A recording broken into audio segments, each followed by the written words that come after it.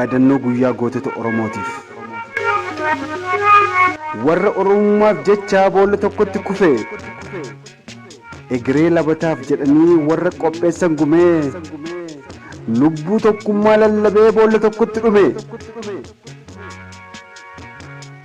Warra waliin saaxillee lubbuun isaanii mararre guca Oromummaa keenyaa warra dhiigaan sarare faajjii tokkummaa kaasnee walii keenyaaf taanee humna qooda amantiin wal qoodnu boolla tokkotti dhumna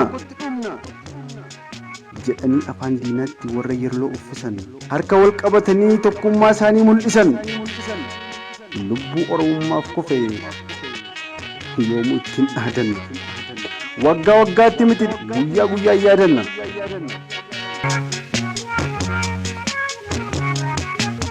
Barreessaan walaloo Gammachuu Girmaa, sagaleen Iyyaasuu Tarrafaa Fayyisaa.